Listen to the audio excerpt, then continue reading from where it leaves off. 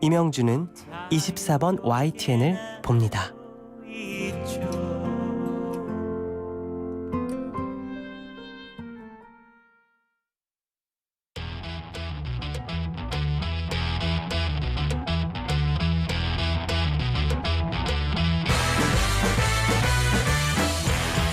국제뉴스를 바라보는 다양한 시선과 함께합니다. 독일 다니엘과 인도 럭키가 함께하는 국경 없는 토론.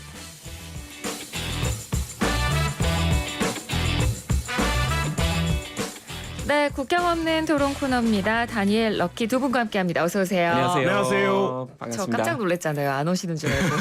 아니요. 우리가 밖에서 지켜보고 있었습니다. 네, 그러니까요. 바쁘신가 봐요. 아, 네. 지금 다른 데서 하나 끝나고 바로 뛰어왔어요. 저 보통 저희 수요일에 토론 코너를 하는데 원래 타방송사에서 라디오 그렇죠. 하고 바로 오시는 네네. 거죠? 이제 이게 식당이라고 한다. 시간이 앞서. 간접 홍보하시는군요. 식당도 들렀다 오셨나 봐요. 네, 시간이 이게 네. 앞당겨 보니까 조금 이런 상황이 네, 바라요. 맞습니다. 저희가 이제 네. 개편을 하고 나서 프로그램 시간 이제 1시간 앞당겨지다 그렇죠. 보니까 네. 그리고 또 어때요? 1시간 앞뒤니까 어때요? 사람들이 괜찮았어요? 이 시간대? 일단 뭐 많은 분들한테 반응을 듣지 못했지만 네. 훨씬 더 좋아하시는 것 같아요. 그러면 계속 네. 이 시간으로 해야죠. 더 좋은 시간대로 세만 씨가 편성이 된 것이다 이것을. 다음에 우리가 조금 더 빨리 뛰어오겠습니다. 자, 알겠습니다. 자, 오늘 국경 없는 토론 어떤 주제로 이야기를 해볼지 먼저 장원석 아나운서의 목소리 들어볼까요? 네.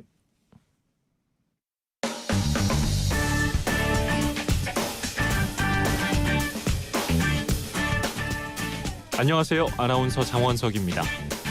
코로나19 바이러스 확산세가 전 세계적으로 조금은 완화되고 있다는 소식, 참 반가운 소식이 아닐 수 없습니다.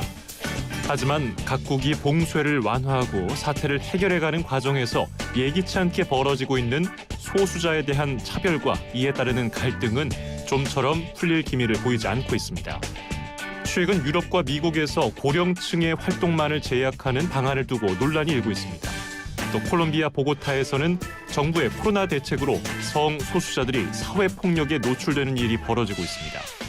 게다가 백인이 주류를 이루고 있는 국가에서 흑인들의 코로나 피해가 유독 크다는 통계도 나와 있습니다. 코로나19라는 바이러스 자체는 모두에게 평등하다지만 그에 대처하는 방식을 통해 드러난 치명적인 불평등. 오늘 국경 없는 토론회에서 이야기 나눠봅니다.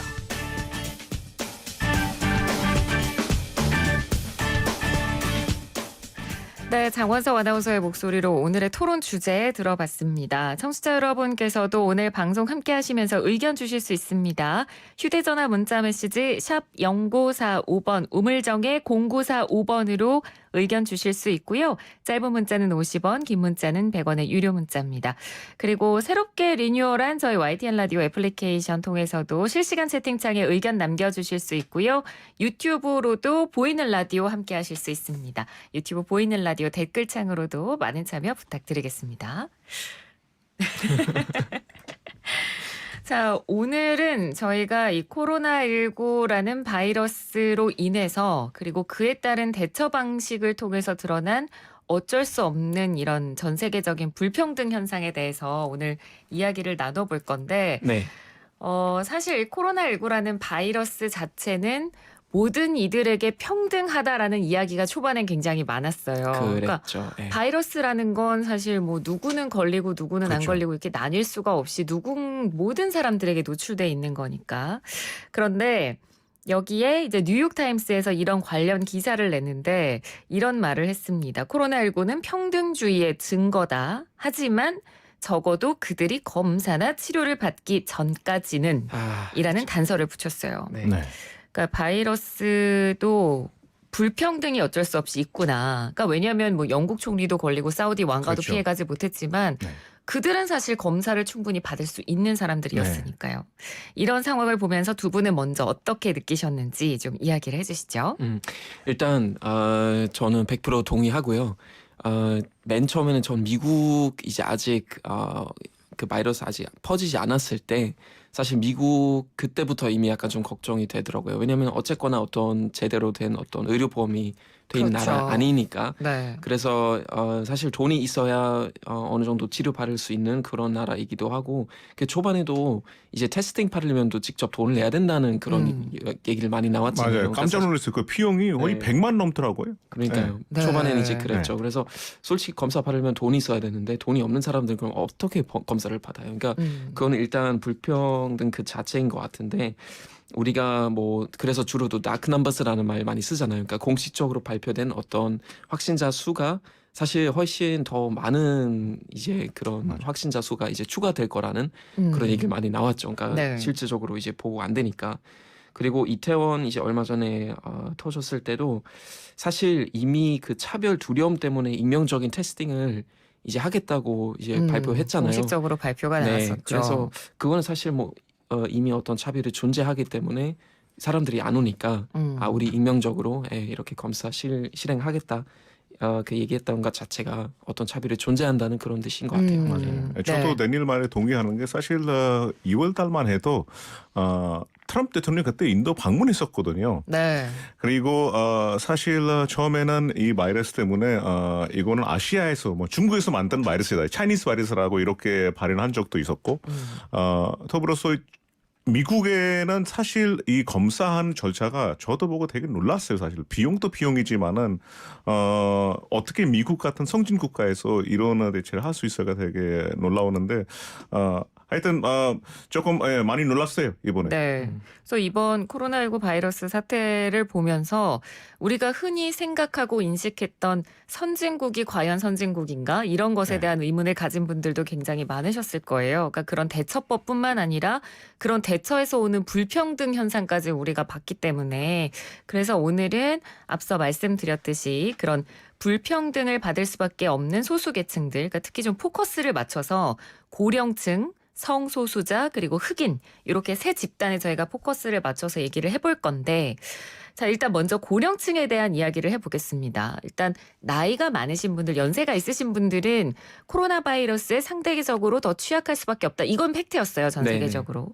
그런데 이 팩트가 있다고 해서 고령층만 따로 떼어내서 이동 제한을 시키고 더 강하게 봉쇄를 하느냐 이건 또 별다른 완전 다르게 봐야 될 문제인 것 같은데 네. 심지어 이런 대책을 내놓은 국가들이 또 몇몇 있잖아요. 다니엘 씨가 좀 소개를 해주시죠. 네, 소개해드릴게요. 먼저 영국인데요. 그 최근 그 이동 금지령을 해제하고 야외 활동을 이제 전면 허용했는데요. 그러나 70세 이상 고령층에 대해서는 사회적 접촉을 피해달라 이렇게 당부했습니다. 그래서 사실 이전에는 영국에서는 70세 이상 노인들을 최대 4개월간 격리하는 방안을 검토 중이다라는 그런 대책을 발표했다가 이거 되게 논란이 됐었어요. 그래서 네. 이제 철회하고 대신에 이제 접촉을 피해달라고 정도로 이제 수위를 낮춘 그런 것이라고 생각하시면 되고요. 그다음에 프랑스 같은 경우는 5천만 명의 젊은 층이 활동할 수 있도록 65세 이상과 만성질 환자 1,800만 명의 격리를 만성 질환자. 네. 격리를 유지하는 모델을 검토하고 있다고 밝혔습니다. 그리고 이제 미국 그 조지아주인데 거기서는 지난달 경제 정상화를 이제 선언하면서도 노인을 비롯한 감염 취약 계층의 이동은 6월 12일까지 이렇게 금지한다고 발표했다고 합니다. 네. 그리고 이탈리아 북부에서는 그 조부모 방문을 위해 지켜야 할 행동 수칙을 발표했어요. 이 지침에 따르면은 젊은이들은 조부모 방문 시 마스크를 착용하고 함께 식사하는 것을 자제해야 한다고. 그 한 번에 한 명의 손자만 동행할 수 있다고 이렇게 권고했다고도 하더라고요. 네. 그러니까 네. 지금 뭐 영국, 프랑스, 미국, 조지아주, 이탈리아 북부 이렇게 좀 예를 들어주셨는데 보니까 일단 나이를 딱 한정시킨 부분도 굉장히 눈에 네. 띄고, 그러니까 뭐 노인들과 젊은 사람들의 접촉을 아예 막는 그런 조치들을 한 나라들을 좀 소개를 해드렸고요. 네. 이번에는 럭키 씨도 좀 소개를 하나 해주시죠. 네, 저는 정말 충격받았던 뉴스가 있는데요. 일본이 대표적으로 고령화 사회로 불리잖아요. 그렇죠. 네, 그래서 사실 코로나 사태 대책 세울 때는 아무래도 일본에서 조금 더 섬선한 대책이 나오지 않을까 싶은데요. 제가 이 뉴스를 보니까 일본 오사카대 한 교수의 집중 치료 의지 카드라는 걸 만들었다고 하더군요. 이게 뭔지 혹시 아시나요? 집중 치료 의지 카드요. 집중 치료 의지 카드. 그게 뭐지? 모르겠어요. 글쎄요. 네, 저도 되게 이거 알고 나서 네. 깜짝 놀랐어요. 사실 코로나19로 인공호흡기나 인공배 같은 치료를 받게 될 때 기기가 부족하거나 장소가 부족할 때 젊은 층에게 이 같은 의료 시스템을 양보하겠다는 내용을 담고 있다는 카드라고 합니다. 아, 그러니까 노인층들에게 발급하는 카드인데 만약에 네. 코로나19 사태가 심각해져서 의료기기가 부족한 사태가 오면 내가 맞습니다. 치료를 받는 게 아니라 젊은이. 젊은 층에게 양보해주겠다는 의지를 담은 그러니까 카드가 사실 이 있다고요. 뉴스를 보면서 제가 타이타닉 영화의 그 장면이 생각이 났어요. 타이타닉 배가 이게 물에 가라앉았을 때 네. Ladies and Children's First. 그러니까 아기와 여성이 먼저 배에 타라, 구조 배에 타라라는 그 멘트가 있었잖아요. 네. 그러니까 약간 그 장면 생각나면서 노인들에게 이런 거 했을 때 사실 노인들도 되게 나라를 세우기 위해서 힘들게 했는데 좀 슬프지 않을까라는 생각이 들었어요. 이거 결국은 우리가 대신 죽겠다는 그런 뜻이잖아요. 어떻게 보면. 그렇죠. 그렇죠. 네, 호흡기가 정말 직설적으로 말하면 그렇습니다. 아니 뭐 그렇죠. 대놓고 얘기해야죠. 그거는. 그러니까 네. 그건 사실 호흡기 부족은 되게 큰 문제였어요. 계속. 그러니까 우리 이모도 간호사니까 저도 계속 얘기 들었는데 네. 이제 이탈리아 같은 경우는 그거 진짜 전쟁터 같은 그런 상황이었으니까 정말 의사가 결정해야 되는 거래요. 그러니까 통계적으로 살아남을 수 있는 그 사람에게 그 호흡기를 주고 나머지는 그냥 집으로 보냈대요. 근데 그런 상황 자체가 사실 발생하면 안 되는데 그렇죠. 일본은 이제 그런 식으로 그건 뭐 이제 극복하려고 했나 봐요. 이제 거의 사람 머리가 AI가 돼가는 것 같아. 진짜 나이 보고 이런 거에서 판단하는 것보다 감정이 없잖아요, 사실은. 그러니까 아까 감정이 없이 이런 대응책을 마련했다라는 말에 너무 저도 공감이 가는 네. 게 사실 이런 의지 카드라는 거를 발행할 생각을 한 것 자체가 저는 굉장히 너무 놀랍고 네. 이해할 수 없고 네. 사실 의료 체계의 어떤 혜택과 보장을 받는 건 뭐 나이와 성별 어떤 계층을 불문하고 공평하게 주어져야 되는 그럼요. 거거든요. 이런 거 이제 제 개인적으로 얘기하자면은 만약에 저랑 제 엄마의 예를 들면 선택해야 되면 저는 100번의 엄마를 선택하는데 그냥 우리가 일반적으로 봤을 때 네. 거기는 나이 많다, 여기는 젊다라고 했을 때는 또 약간 생각의 방향을 조금 바뀌어야 되는 필요가 있다고 생각합니다. 그러니까 뭐 모든 뭐 일본 주류가 다 그렇게 생각하는 건 아니겠습니다만, 그래서 일본에서 SNS에 유행처럼 돈 코로나 사태 관련 일러스트가 있었대요. 그러니까 뭐냐면 젊은이 몇 명이 수십 명의 노인을 이렇게 떠받치면서 힘겨워하다가 이게 노인들이 사라지니까 막 밝은 표정으로 기뻐하는 그런 모습을 담은 아이고. 그런 것들이 SNS에 한동안 또 화제가 되기도 했었다고 합니다. 그러니까 참 이런 것들이 이 차별을 보여주는 정말 단면인 것 같고요. 그러니까 뭐 고령층이 취약계층이고 이제 조심해야 된다라는 건 누구나 다 알지만 이렇게 고령층만을 대상으로 어떻게 보면 감정적인 차별도 있을 뿐만 아니라 뭐 네. 이동 제한, 정책까지 나오는 걸 보면 이건 명백하게 낙인 찍기라는 비판도 굉장히 많거든요. 네. 두 분은 어떻게 생각하세요? 그렇죠. 그러니까 어떤 이동 제한, 그러니까 제가 볼 때는 여러 가지 관점으로 볼 수 있는데 일단 노인을 위해서란 대책으로도 볼 수는 있죠. 왜냐하면 사실 제일 위험하니까. 그러니까 사망률이 제일 높기 때문에 이제 노인들의 약간 그런 좀 뭐 외출 자제해달라는 그런 건 당연히 이제 어떻게 보면 그 사람들 위한 그런 하나의 대책일 수도 있지만 네. 그건 억지로 그 사람들만 이제 정말 어떤 이동 금지령을 내린다든지 아니면 어떤 신체 접촉 아예 그냥 금지하든지 이런 거는 분명한 차별인 것 같고요.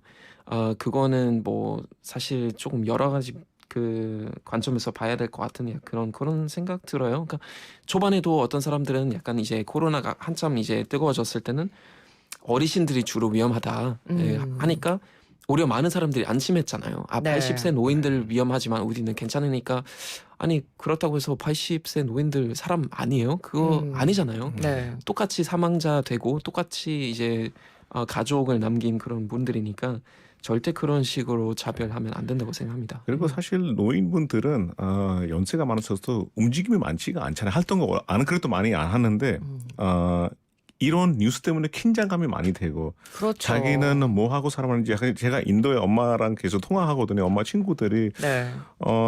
요즘 거의 다 스마트폰으로 이 뉴스를 보잖아요. 맞습니다. 근데 워낙 뭐 팩트가 있는 뉴스도 있고 근데 팩트가 아닌 뉴스들도 보고 되게 걱정을 많이 하신다는 얘기를 들었어요. 사실 저는 노인 생각을 우리 엄마 통해서 다 들었기 때문에 그래서 최근에 인도에 아예 그 풀 락다운 시키기 때문에 아예 네. 움직임이 안 되거든요. 지금도 법적. 그런가요? 지금도 그렇게 있어요. 지금 네. 또 지금 네 번째 연장해서 지금 거의 3개월째 지금 락다운 상태인데요. 여기서는 어떤 유명하고 돈이 있는 사람은 이동할 수가 있고 허가가 받고 그러는 허가 카드가 나오고 근데 정말 필요한 노인이 약간 병원 가야 될 일이 있으면은 네. 사실 보내줘야 되는데 그런 분들이 밖에 못 나가고 그러니까 이런 거 보면은 조금 우리 지금 이 코로나 때문에 또 두 번째 잘못을 하고 있지 않을까라는 생각이 들더라고요. 그리고 이 보도된 내용 가운데 저는 이탈리아의 한 여성분이 한 이야기가 굉장히 와닿았는데 이런 말을 했었어요. 노인들에게 집에 있으라는 당국의 조언은 역설적이다. 집에 머물러야 할 사람이 있다면 그건 위험한 생활 습관을 지닌 젊은이들이다. 사실 이 말이 우리나라에서도 최근에 일어났던 사태에 정말 적용되는 일이기도 해요. 그러니까 두 분도 아까 잠깐 얘기하셨고 저희가 이따가 또 얘기할 건데 그 이태원에서 발생한 집단 감염 때문에 네. 거기 클럽을 다녀온 손자의 외할머니가 감염되는 일이 있었거든요. 네네. 그러니까 그런 식으로 내가 잠깐 방심했는데 나 때문에 내 주변에 있는 사람이나 그리고 나의 그런 사랑하는 가족이 감염될 수 있는 부분이거든요. 그러니까 전 세계적으로 또 이런 생활 속 감염뿐만 아니라 노인 요양병원의 감염률도 굉장히 높고 위험해요. 그러니까 이유는 또 부모님을 자녀들이 만나러 오거나 아니면 간병인들에게 옮는 경우도 있다고 하거든요. 이 부분은 어떻게 생각하세요? 그건 부분적으로 동의해요. 부분적으로. 그러니까 독일에도 실버타운 이제 많은데 거기서도 사실 사망자들이 되게 많이 발생했어요. 그래서 네. 정부에서는 일단 좀 실버타운 방문 같은 거 좀 자제해달라고 얘기했었고 노인들이 이제 위험해지니까 그런 부분이 확실히 있어요. 그리고 사실 뭐 이 젊은 층들 그래서 집에 있어야 된다는 건 거의 글쎄요. 그러니까 거기 100% 동의할 수는 없을 것 같고요. 그러니까 네. 이 사태로 인해 하나의 계층, 하나의 어떤 그룹을 그냥 꼽아서 너희들이 집에 있어야 된다는 거는 그냥 그 자체가 잘못된 것 같아요.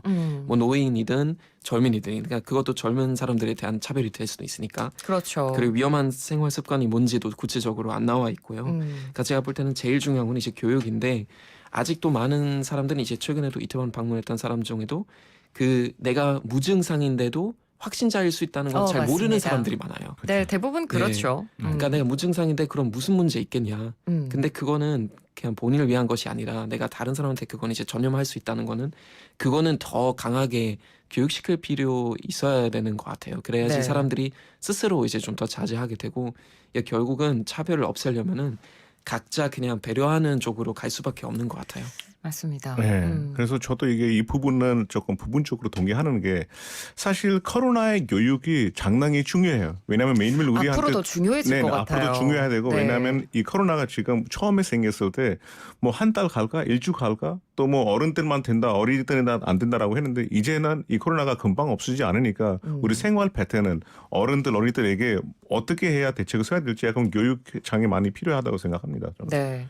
사실 이 고령층에 대한 어떤 대책 문제는 이번에 나왔기 때문에 더 이제 공론화시켜서 좀 고민을 해봐야 될 필요도 있어요. 그러니까 뭐 하루 이틀 만에 이런 문제가 끝날 것도 아니고 네. 앞으로 전 세계는 계속해서 뭐 우리나라도 그렇고 고령화, 노령화 사회를 걱정해야 되기 때문에 이 고령층에 대한 적절한 대책을 찾는 거 어떤 바이러스나 이런 전 세계적인 보건 위기가 또 터졌을 때 어떻게 대책을 해야 될지는 사실 굉장히 좀 더 의무적으로 고민을 해봐야 될 것 같거든요. 네, 맞습니다. 어떤 대책들을 좀 하면 좀 어느 정도 효과가 있을까요? 그러니까 사실 우리 요즘 다 격리 되니까 해외에서 뭐 한국 지금 괜찮지만 우울증 많이 증가했다는 그런 보도들 많이 나왔었어요. 그렇죠. 집에만 있으니까 그럴 수밖에 없죠. 집에만 있으니까 특히 노인들은 이제 그 집에만 있으니까 그리고 어떤 이동 제한이 있을 때는 이게 오히려 정신 건강 좀 이제 악화된다는 네, 그런 통계가 나왔어요. 그래서 네.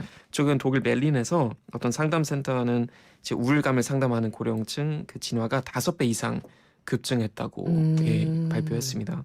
그러니까 그만큼 우리가 그냥 무작정적으로 그냥 어떤 이동 제한 시키는 거는 아닌 것 같고요. 네. 네.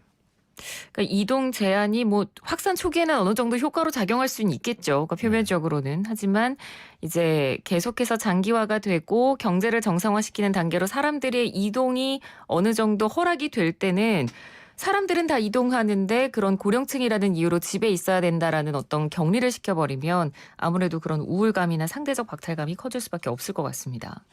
자, 고령층에 대한 차별 문제는 저희가 이 정도로 이야기를 좀 해보고 이번에는 성소수자에 대한 이야기로 넘어가 보도록 하겠습니다. 최근에 한국에서 뭐 이태원의 한 게이클럽에서 확진자가 나왔다. 이 보도가 좀 자극적으로 된 경향이 있었어요. 그래서 그 이후로 뭐 성소수자에 대한 논란이나 혐오, 차별 이런 부분이 굉장히 이슈였거든요. 두 분도 이 뉴스를 좀 보고 어떤 생각하셨는지 궁금합니다. 그렇죠. 이게 조금 사실 물론 연휴 때 많은 사람들이 2달 동안 어디 여행도 못 가고 답답해서 또 천주부른 확진자가 막 줄였을 때 지금 좀 안전이 돼서 움직일까 해서 한꺼번에 이제 뭐 많이 움직이긴 했는데요. 저는 사실 이 뉴스에 제 개인적인 생각이에요.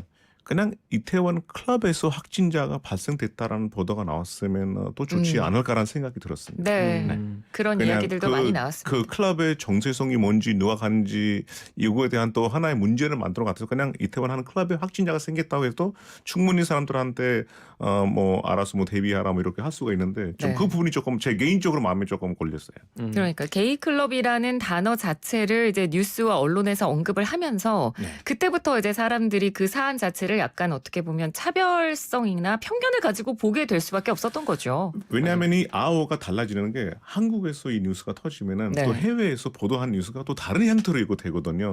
또 그거에 또 긴 동안 보면은 또 하나의 문제가 일크기 때문에 조금 그 부분은 조금 마음에 조금 걸렸어요. 네. 저도 똑같이 생각하고요. 그리고 다시 한번 그냥 일반화의 위험성을 확인할 수 있는 좋은 사례였던 것 같아요. 그러니까 그냥 게이클럽에서 이런 일이 벌어졌다고 했을 때는 이제 전체적인 어떤 계층에 대한 그런 차별이 시작되는 거는 우리 역사에서 굉장히 많이 봤죠.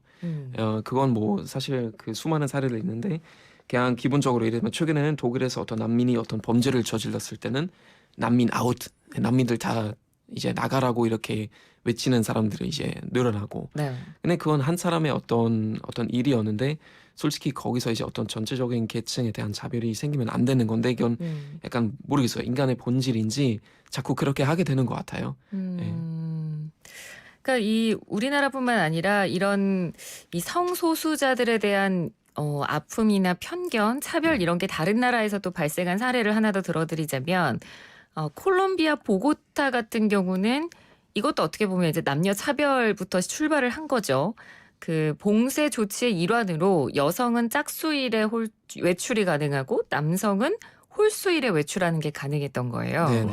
그래서 그런 정책을 시행을 했었는데 이제 뭐 트랜스젠더라든지 성소수자들이 외출을 하면 너희들이 왜 나오냐라면서 폭행당하는 사례가 있었다고 하더라고요. 심각하네 이거. 진짜. 그러니까 이런 성소수자에 대한 차별은 이런 특히 극심한 재난 상황이라던가 극심한 어려움 속에서 더 심해지는가 이 부분에 대한 고민도 저희가 좀 해봐야 될 것 같거든요. 약간 이런 거죠. 이런 그 이태원의 그 게이 클럽 때문에 이 키워드가 오랫동안 갈 거예요.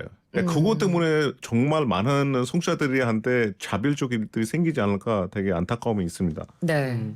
약간 하나의 마녀 사냥인 것 같아요. 제가 볼 때는 하나의 마녀 사냥인 것 같은데 그냥 이제 상황이 어려우니까 우리가 어떻게 해야 될지 잘 모르는 상황에서 사람들이 이제 하나의 책임자를 찾게 되는 것 같아요. 책임자를 찾게 되고 마녀 사냥하게 되니까 이제 하나의 어떤 뭐 성소수자들 이제 골라서 이렇게 하게 되는 것 같은데 그러면 안 되겠죠. 그러니까요. 그러니까 이 어떤 성소수자에 대한 차별이나 혐오 발언이 정말 원론적으로 생각했을 때 이렇게 그들을 비난하고 혐오하는 발언을 한다고 해서 그럼 코로나19 사태가 해결이 되나?